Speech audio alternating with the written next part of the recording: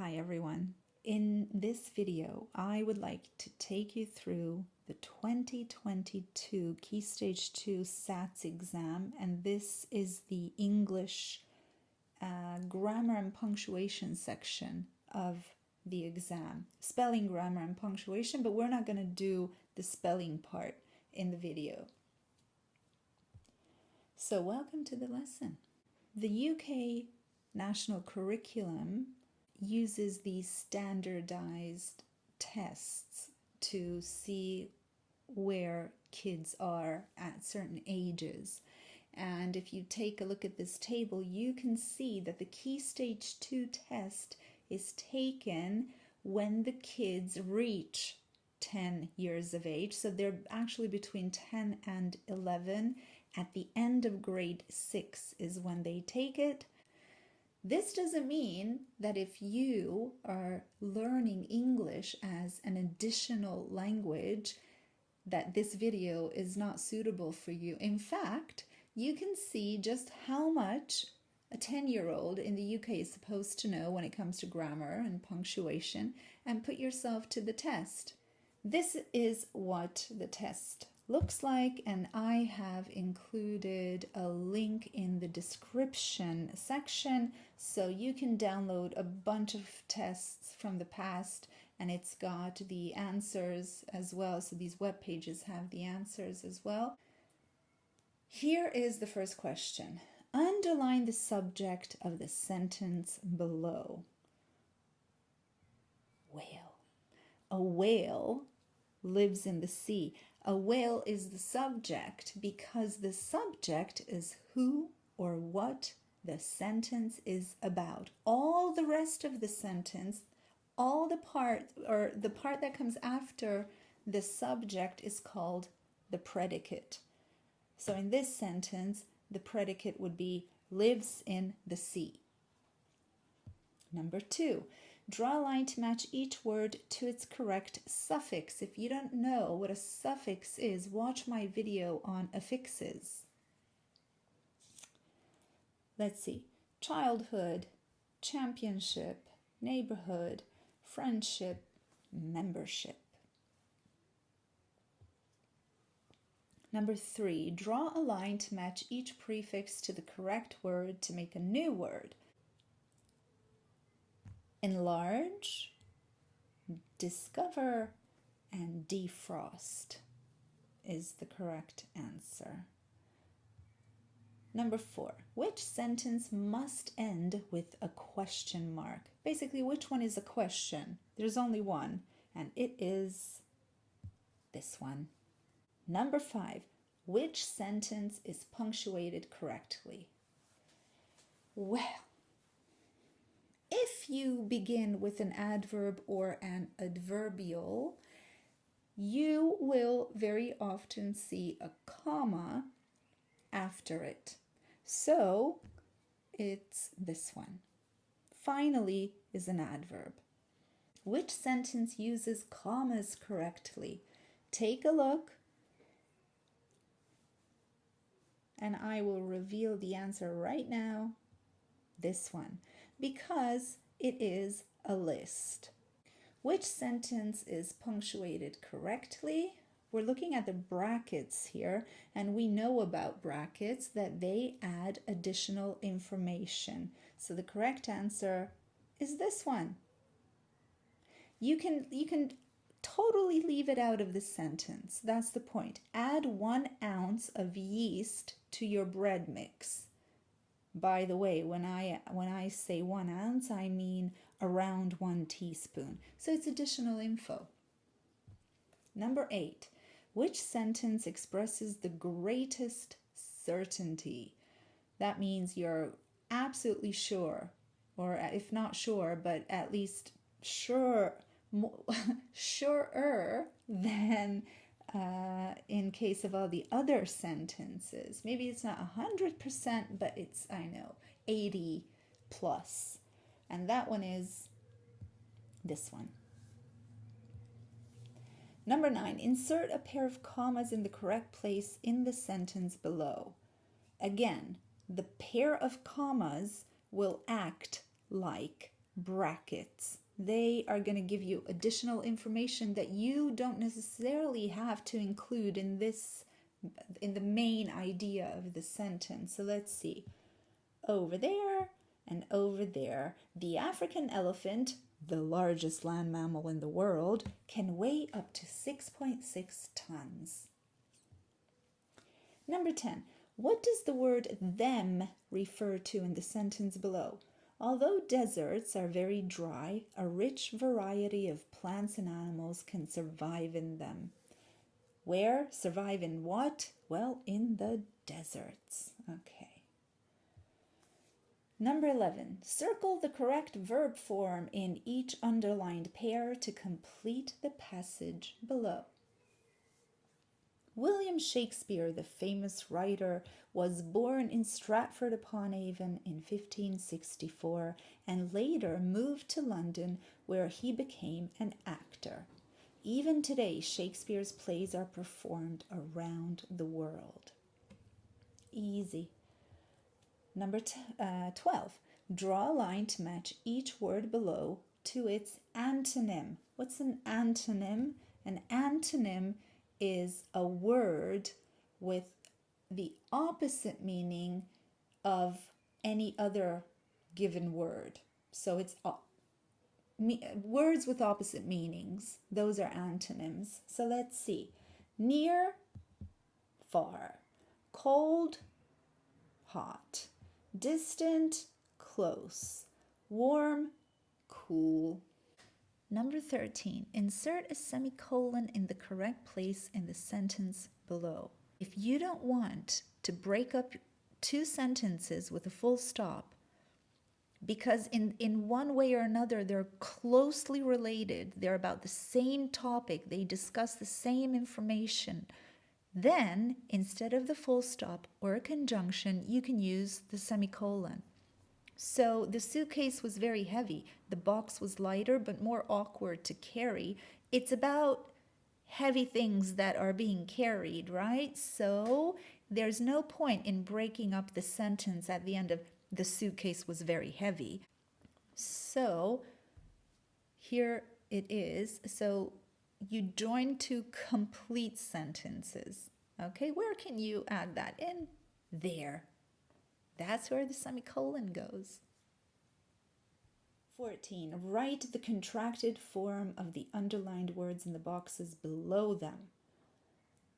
Contracted form. Contraction is when you take two words and make them one by using an apostrophe for the omitted letters, so the letters that are left out. Liam was not completely surprised at the knock on his door that morning. Was not turns into wasn't. In fact, he had been waiting for this particular visitor. He'd. It is good to see you, he said, opening the door. It is becomes it's. 15. What is the word class of the underlined words? If you don't know what word classes are, watch my video on word classes. I have two brothers. Brian is older and Stanley is younger than me. Older and younger. They are both adjectives in the superlative. They are both adjectives in the comparative form because you're comparing Brian to Stanley and Stanley to Brian. So, adjectives. Insert a dash in the correct place in the sentence below. The story was exciting. It was full of action and adventure. What's a dash? Well, there are two types of dashes, really. And this one is an M dash. It's going to add additional information. It's very similar here to brackets and this comma pairs. It's the M dash. The M dash is a little bit longer than the N dash because the M dash is as wide as the letter M and the N dash is only as wide as the letter N. Number 17. Which sentence is the most formal? formal and informal language I am making a video on, so hang on tight until that one arrives. But most of you know the difference already. None of these are formal, except it is essential that we remember our water bottles. That one. Number 18, circle the two words that are synonyms of each other in the passage below. Synonyms are words that have very similar or exactly the same meaning. And in this case, the school will supply all meals during the trip. If parents wish to provide children with additional drinks, they may do so. Supply and provide both mean what? Give, basically. Supply is a synonym of provide, and both of them are synonyms of give. Number 19. Label each of the clauses in the sentence below as either main or subordinate. Well, in case you don't know what this is, the main clause of the sentence is the important part that can stand on its own. Subordinate clauses cannot stand on their own. They need a main clause because they are dependent on it. So, the boys had a drink is the main clause. After they had been for a swim is the subordinate clause because it's basically additional information, but it cannot stand on its own. You can't say after they had been for a swim. Yeah, what then? What happened? You're expecting something to be shared. So you have to have the main clause with it. Because they were very thirsty, you can't just say because they were very thirsty on its own. You have to have the boys had a drink. Okay? So as I said, the subordinate clause cannot stand separately from the main clause. Number 20. Insert a pair of dashes in the correct place in the sentence below. Again, it's like brackets. Additional information. Let's see. The Caspian Sea, which is a saltwater, again. The Caspian Sea, which is a saltwater lake, is the largest inland body of water in the world. Extra info starts there, ends there. There we go. 1. Insert a colon in the correct place in the sentence below. Many fossils are not as big as people think. Some are so small that you need a microscope to see them. The colon serves to expand on information that was previously shared. So before the colon stands some information, and after it stands not necessarily a complete sentence, but more info about the part that comes before the colon. And this is where it goes. Some are so small that you need a microscope to see them. It's not really a complete sentence because we don't know what some is. If we take out the part that comes before the colon, we don't know what some refers to. But in this case, as you see it here, we know that some refers to the word fossils. 22. Draw a line to match each sentence to its description. Use each description once. Jake was cycling. That is an action in progress in the past. Jake cycled. That's an action in the past. Jake is cycling. An action in progress in the past. Number 23. Which option is punctuated correctly? Let's see. He is famous for his innovative music, a mix of recorded noises, traditional instruments, and songs. The correct one is this one, because you are giving an in-depth explanation about his innovative music. That's why you use the colon. And then you need the commas, or that one comma, to have the list. You have three things here. A mix of recorded noises divided by a comma from traditional instruments, And you don't need a final comma before songs because that's the last one. Because that is the last item in the list. And you've got and in front of it instead of a comma. Number 24, underline the subordinate clause in the sentence below. Which one is it that is dependent on the main idea? Let's see. When the crowd heard the clattering sound, they gasped in astonishment. Which one can't stand on its own? Well, this one. You need to know what happened when they heard the clattering sound. 25. Use the information in the box to complete the sentence below with a relative clause. Remember to punctuate your answer correctly. What we need to do is put the information in the rectangle within the sentence. My grandma went on holiday to Spain. That's the main idea. We're going to add some additional information. My grandma, who loves traveling, went on holiday to Spain. 26. What are the word classes of the two underlined words in the sentence below? The erosive force of the sea erodes the coastline. What kind of force? Erosive. That's an adjective. And what does it do? It erodes the coastline. So we've got an adjective and a doing word, which is a verb. Answer is this one. 27. Insert the correct punctuation into the sentence below. What time does the concert start? Whispered Dad as we took our seats. Okay, so what is it that Dad asked? What time does the concert start? So we are going to use quotation marks. This is where he begins speaking. This is where he ends speaking. And because he asked a question, within the quotation marks, we will add a question mark. 28.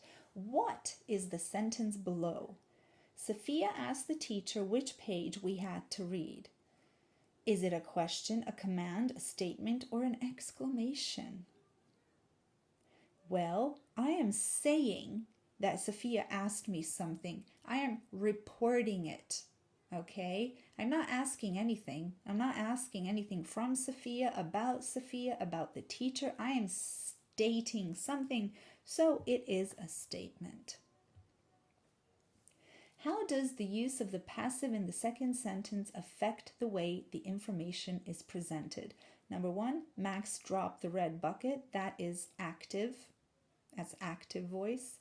Number 2, the red bucket was dropped. That is a passive sentence. The answer is this one, of course, because when we use passive, we don't necessarily know who did the action, or we don't care. We can add by somebody to the end of the sentence. So we could have said the red bucket was dropped by Max, but you need to add that there to highlight who did the action. Number 30. Circle the 4 nouns in the sentence below. The whos and the whats. Strength is a something, it's a noun. Wind is a noun. Trees and forest. 31. Circle the possessive pronoun in the sentence below. Possessive pronoun, easy, it's that one. It shows possession, that something belongs to somebody, but we don't name the somebody, we use a pronoun. 32.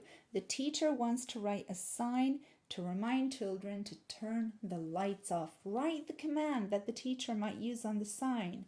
Okay, you can write it a million ways. I have a couple for you here. Please don't forget to switch off the lights, turn off the lights, don't forget to turn off the lights.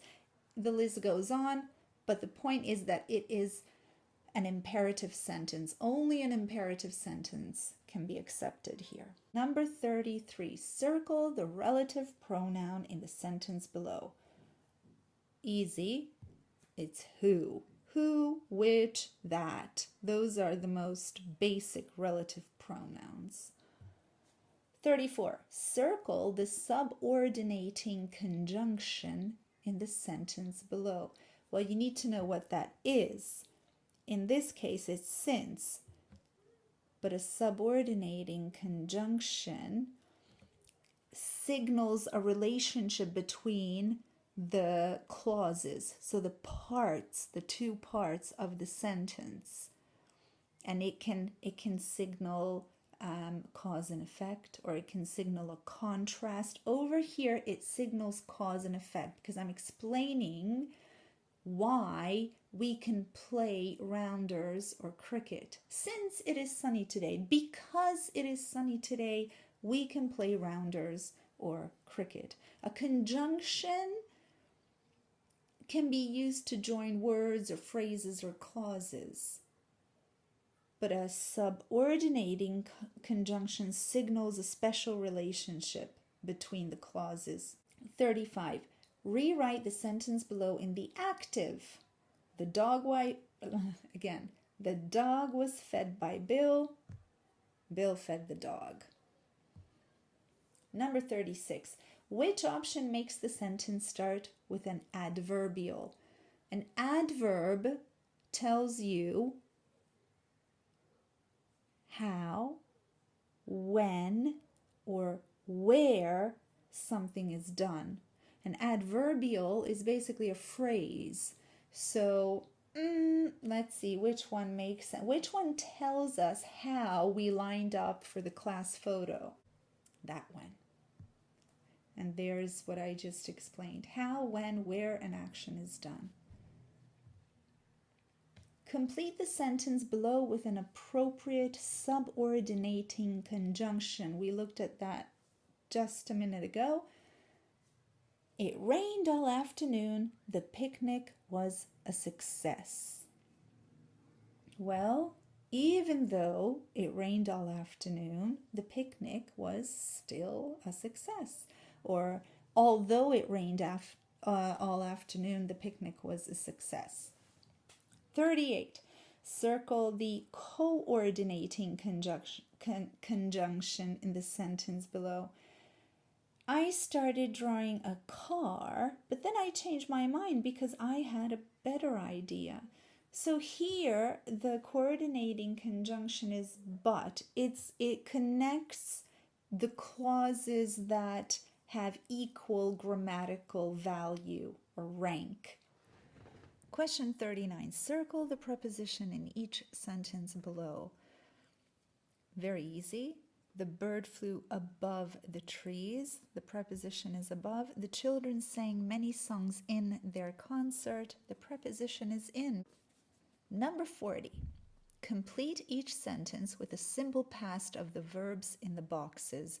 Okay, this is very easy. I did my homework on the computer. I chose to do a project about horses, and I began by making notes about different breeds. Number 41. Insert a hyphen in the correct place in the sentence below. We were very busy in the run-up to the school play. The hyphen goes right here, run-up, because the hyphen is used for joining two words or parts of words, and you have to know that it's shorter than the dash.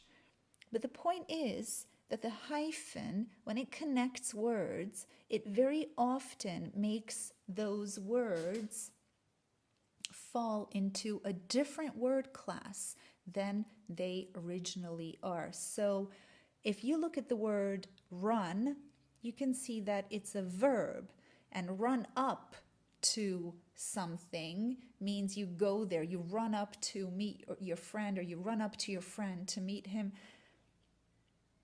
A run-up using the hyphen becomes a noun. Number 42. Tick one box in each row to show whether the sentence is written in standard or non-standard English. Standard English, of course, is what is acceptable everywhere in the world. It's the official version of English that is understood and spoken everywhere. Non-standard English is not official at all. It is ungrammatical sometimes. It involves using slang words. So let's see. I were going to keep the picture to show you. Well, that is bad grammar, so it's non-standard English. Next one. We was helping to design the new school building. Ungrammatical, non-standard English. He doesn't know nothing about football, obviously, double negation, non-standard English.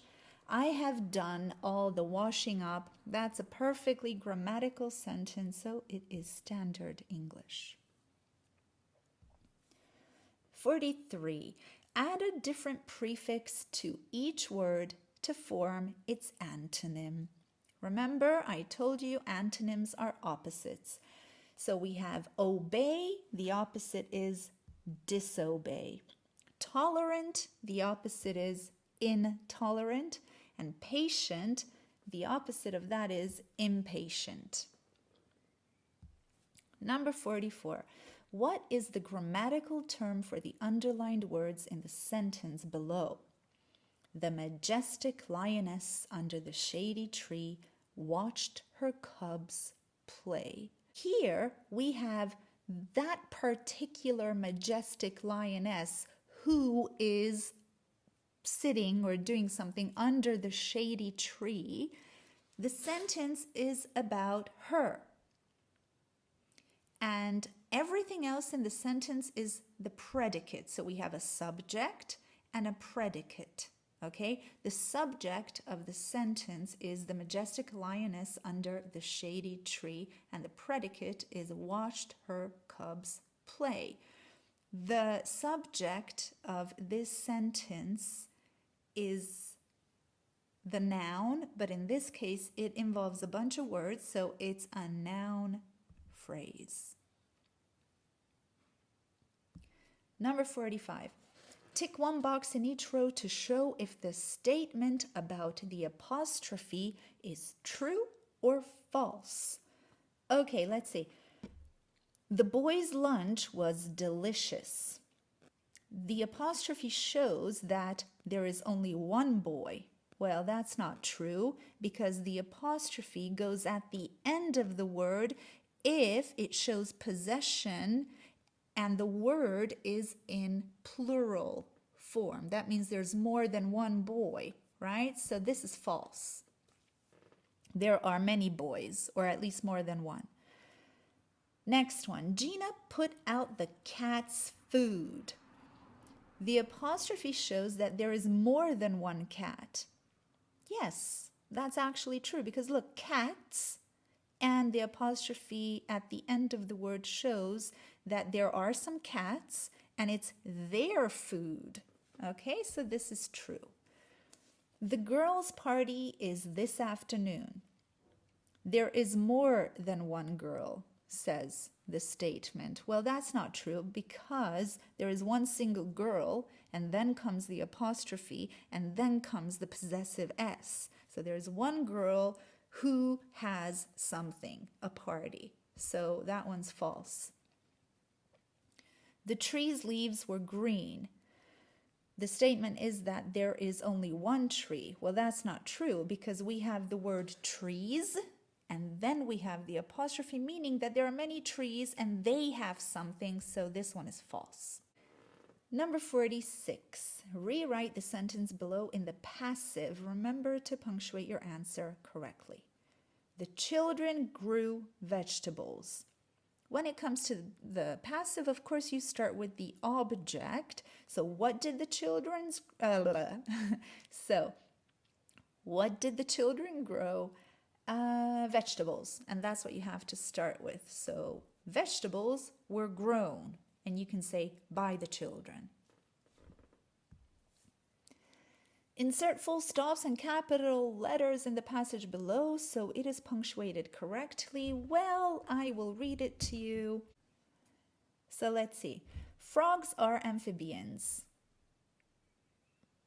They live on land, but they lay their eggs in water.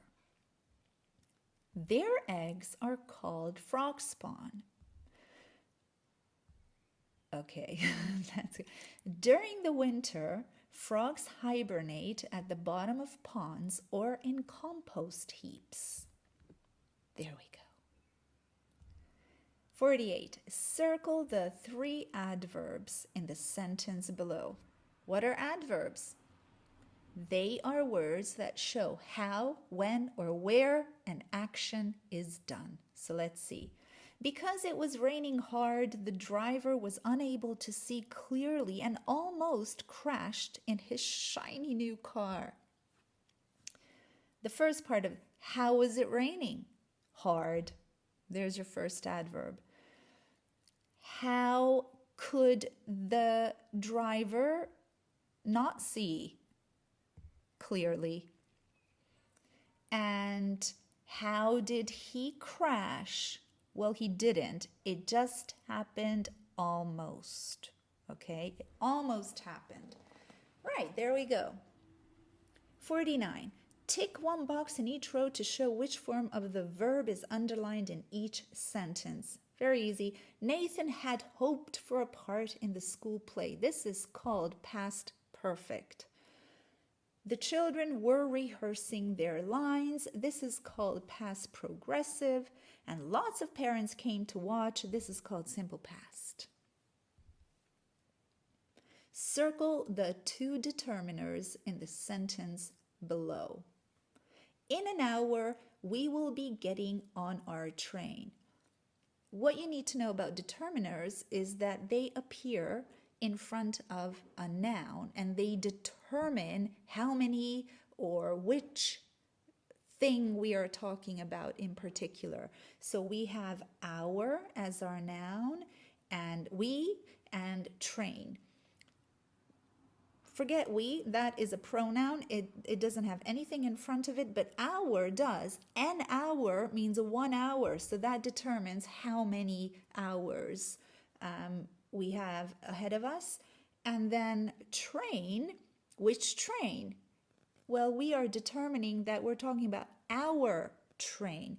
It is a possessive pronoun. The train that belongs to us is our train, but it determines exactly which train we are taking.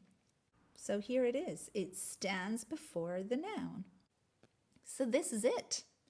This is the end of the Key Stage 2 SPaG test, spelling, grammar, and punctuation. Although we didn't do the spelling, now you know. Thanks again for your attention, guys.